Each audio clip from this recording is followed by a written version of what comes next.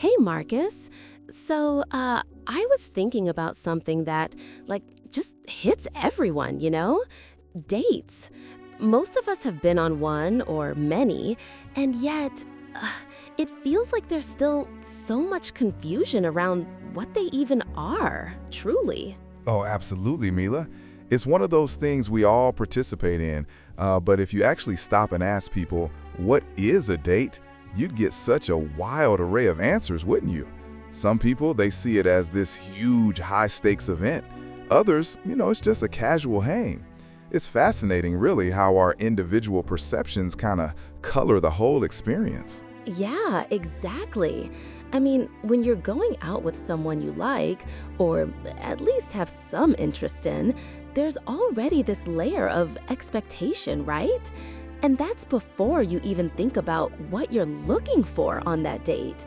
It's like, we walk into it with these preconceived notions, but what if we're totally missing the point of what a date fundamentally is? Well, that's it. That's the core of it for me. I think we've really overcomplicated it, haven't we? If you look it up in a dictionary, you'll get a very sterile definition. But the truth, the real truth about what a date truly is, it's not going to be found in a textbook. It's not a universal definition agreed upon by a dating committee. It's a personal thing, a very personal thing, actually. So if it's not in the dictionary and it's not a universal committee thing, then what is it, Marcus? What's your take on what a date truly boils down to? Okay, so for me, and this is where I think a lot of people miss the mark, a date ultimately is nothing more than time. That's it, just time. It's about taking quality time, dedicated time, to get to know another person. Seriously, that's the bottom line.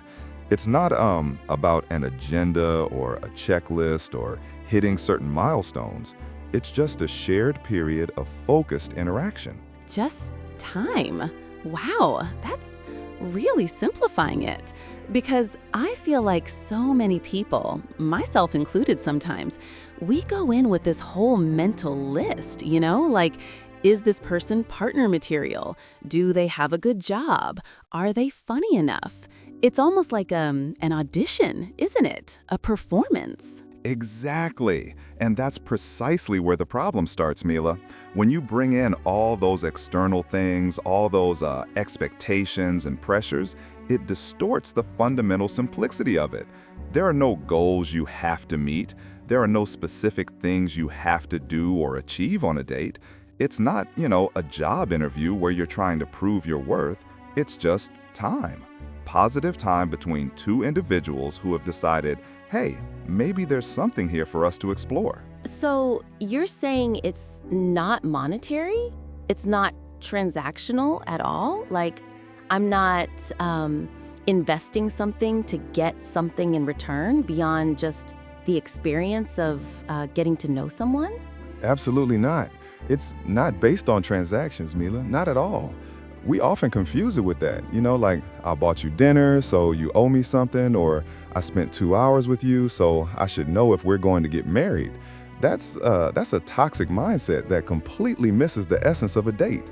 It's only based on time, and not just any time, but quality time. That's it. It's about being present, engaging, listening, sharing, building a connection in that moment, whatever that connection may be. Huh. That makes a lot of sense when you put it like that. Because when I think of dates that felt truly good, they were always the ones where I wasn't feeling that underlying pressure, Just enjoying the conversation and the company, not mentally ticking off boxes. Precisely. When we start bringing in all these additional layers, whether it's the expectation of a second date or a kiss or a long-term relationship, we're essentially corrupting the pure intent. A date, at its heart, has nothing to do with those outcomes. It's a space, a temporary space, for genuine human interaction, free from the baggage of what might happen later. It's about the now, the discovery in the moment, But it's so hard to strip away all those layers, isn't it? We're conditioned by movies, by our friends' experiences, by social media. Everyone's always asking, how was the date? Did you feel a spark? And if you say no, it's almost like it was a failure. It is hard, Mila. It really is. And I think that societal pressure, that external noise, is probably the biggest detriment to a genuinely good date experience. Because when you're constantly filtering your interaction through the lens of, is this meeting someone else's definition of a successful date, you stop being authentic, you stop being present, and that's when it ceases to be quality time. So how do we reframe that? How do we go into a date with this mindset of it's just time when everything else is screaming at us that it should be more? It takes conscious effort, for sure. It's about remembering that the only perspective that truly matters is your perspective on what a date is. Not your friends, not your moms, not even the latest dating experts. It's what you believe it is. And if you choose to see it as an opportunity for genuine connection and shared time, then that's what it becomes. You set the intention, you know? You control your narrative for that interaction. Okay, so if a date can go good or bad based on external circumstances, how you see things, does that mean our own emotional intelligence and maturity play a huge role in how we experience it? Oh, absolutely, Mila. They play a colossal role. Think about it. How you perceive things, your emotional intelligence, your maturity, these are your internal filters, right? If you go into a date with, let's say, an immature mindset, expecting instant gratification or holding on to rigid checklists, you're setting yourself up for disappointment. That's going to make any date, even a potentially good one, feel bad. So if someone's emotionally mature, they're more likely to roll with the punches, I guess? If the conversation isn't stellar or if the food's late, they won't let it derail the whole evening. Precisely. A mature person understands that not every interaction will be a fireworks display. They understand that unforeseen circumstances happen. Their focus remains on the quality of the time and the potential for connection, not on perfection or adherence to some imagined ideal. They're resilient, they're adaptable, and they're present. They understand that a date is an exploration, not a test. And that makes all the difference in how they perceive the outcome. So if a date is just time and our maturity impacts how we see it, does that mean there's no such thing as a truly bad date? Just a mismanaged expectation of time? That's a fantastic question, Mila.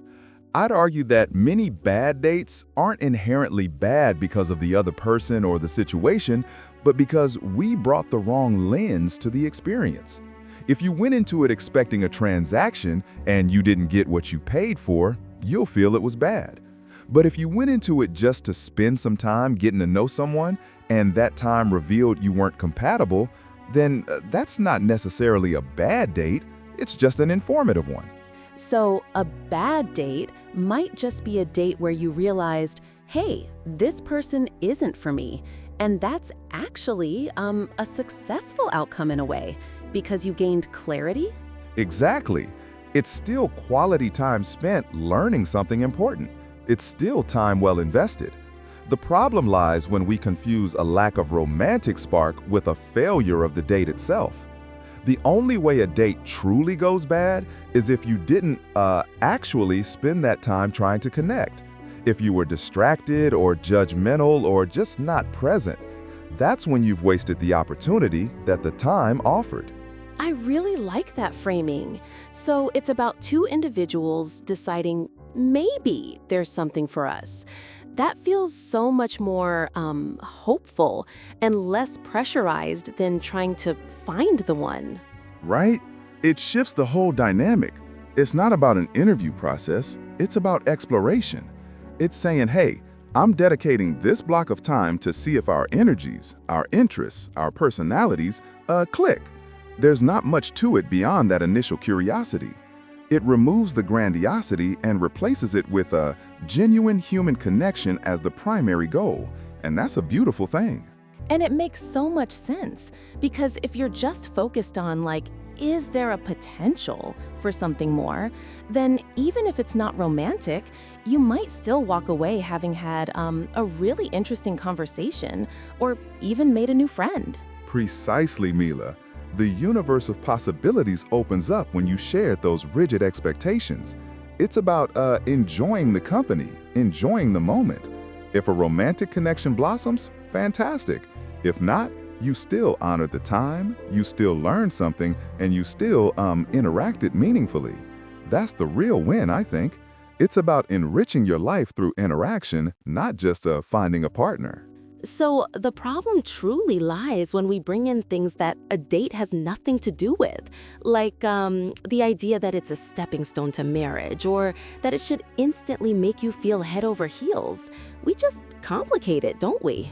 We absolutely do, Mila. We heap all this unnecessary baggage onto a very simple concept.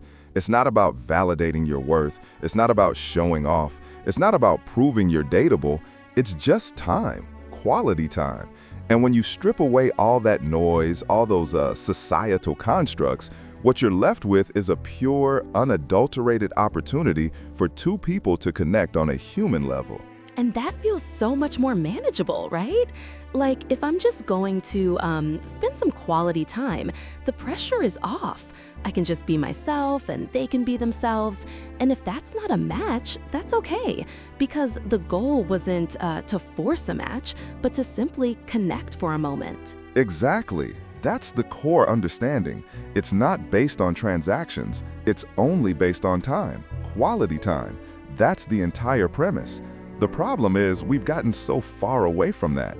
We've introduced external metrics of success that have nothing to do with the fundamental nature of what a date is designed to be, which is a shared moment of getting to know someone. So if it's just about time, then the takeaway here is really to spend your time wisely, both in choosing who you spend it with and how you actually spend that time on the date itself. Precisely, Mila. Spend your time wisely to get to know the person. Be present, be curious, be authentic, because that's what that time is for. It's an investment, yes, but not a financial one, and not one with guaranteed returns in the way we often think. It's an investment in understanding, in human connection, and that in itself is incredibly valuable, regardless of whether it leads to a second date or a long-term relationship. It's just like a moment of shared humanity. That's such a refreshing perspective, Marcus. It really takes the burden off, you know? It makes dating feel less like a chore or a test and more like an actual opportunity to meet interesting people. And that's exactly what it should be. An opportunity, a window, not a door you're trying to force open. Just a chance to share some quality time and see where the conversation and maybe the connection takes you. It's a simple premise, but it makes all the difference, really. I love that. Just time. That's a brilliant way to put it. That truly resonates, Marcus. This idea of just time and wise investment really puts the ball back in our court, doesn't it? It's like we're not passive participants waiting for a date to be something. We actively make it something. Precisely, Mila. And that brings us back to something crucial. You create your own time. How you use that dedicated time on a date, how you engage, how present you are, how open you are, that determines its value for you. Good or bad isn't an external judgment. It's often a reflection of how you chose to interact with that moment. So it's about intentionality then. If I go into a date with the intention of genuinely connecting and learning, even if it's not a romantic match, I'm still extracting value from that time. Absolutely. You're taking ownership of the experience. The minute you embrace that, the pressure to conform to external definitions of success diminishes. You're simply utilizing your time to explore a human connection, whatever form it may take. It's your narrative to shape, always. And that's empowering, really. It means even an awkward silence can be an opportunity to observe rather than a failure to entertain. Exactly. Every moment, every interaction becomes an opportunity for understanding, both of the other person and often of yourself. It's truly about how you choose to perceive and utilize that shared block of time. So, Marcus, it truly comes down to spending your time wisely, both in choosing who you spend it with and how you engage during the date itself. It's an active investment. Absolutely. It's about being present, authentic, and genuinely curious. That time is a window, not a transaction. Observe, listen, share, without the burden of external expectations. And that shifts the mindset from a pass-fail situation to simply an opportunity for connection. Even a bad date becomes a valuable learning experience. Precisely. The wisdom comes from focusing on the interaction, not the outcome. If you learn something, if you connect, that time was well spent, regardless of romantic trajectory. So trust the process of just spending quality time to get to know someone and let the rest unfold naturally. Exactly.